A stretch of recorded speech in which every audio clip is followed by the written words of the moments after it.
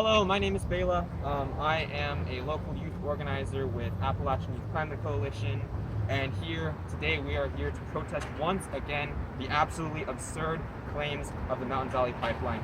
They say that they must restart construction soon, but they don't even have the permits that they need.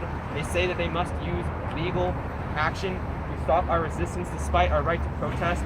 They say that they must bring in thousands of out-of-state workers despite the raging pandemic. And they say that this project will help Virginians, even though that this will plunge us deeper into the climate crisis, where right now the sky has literally been turned blood red out west. They say that this pipeline will provide us with much needed electricity, but in the 2 years since this pipeline was supposed to be completed, in the 2 years, we have not had any shortages.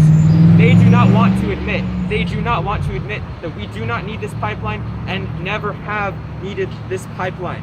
The only conceivable reason for this is to line the pockets of a $1 billion out-of-state corporation. This is a literal pipe dream of these billionaires.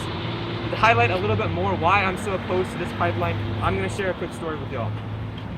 So a while ago, I went for a walk. It was a cool evening, dusk had just about set, and a light breeze was starting to filter down from the mountains. And while I was walking, I noticed something that I hadn't seen there before.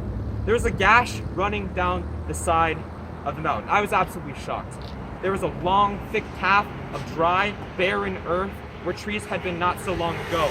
And as I glanced again at this scar snaking down the side of the mountain, I was reminded why I so desperately wanted to fight against this pipeline and everything else like it. Because you see, the Mountain Valley Pipeline claims that it is 92% done, and that it will be complete in just a few months. And when I hear these claims, I feel a lump in my throat and my shoulders sunk down, even though these claims are probably false knowing the company. And when I lie awake at night, unable to sleep, I wonder how the CEOs and politicians that are allowing this to pass through can sleep at night. Because I remember that this pipeline broke the law over 300 times while blasting its way through 300 miles of steep slopes, contaminating drinking water in rivers and underground. And that this pipeline has already slipped in 3 places. That's how you get an explosion. And as it continues to cut through our trees, blast through our mountains, and seize public lands, I am terrified. I am terrified that one day I'll wake up, rush outside, smell smoke, only to see the beloved mountains that we call home awash in flame as the side of the mountain is turned a sickly shade of orange. And I'm scared that they're willing to send 4,000 out-of-state workers without regard for our health and safety when 300,000 people share just 100 ICU beds along this route. And they say that this will be completed by spring. And we know that time is ticking, that this climate bomb is supposed to go off, but as soon as I feel despair washing over me, I remember that this pipeline was supposed to be completed back in 2018, but it wasn't.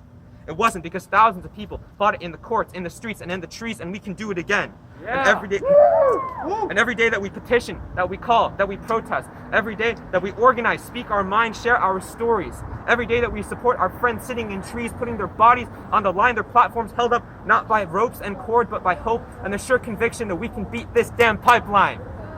Because we've done it before, and we can do it again. So who's ready? Who's ready to build a world where clean water is a human right, where no one has to risk their lives just to line a few billionaires' pockets? So who is ready? Woo!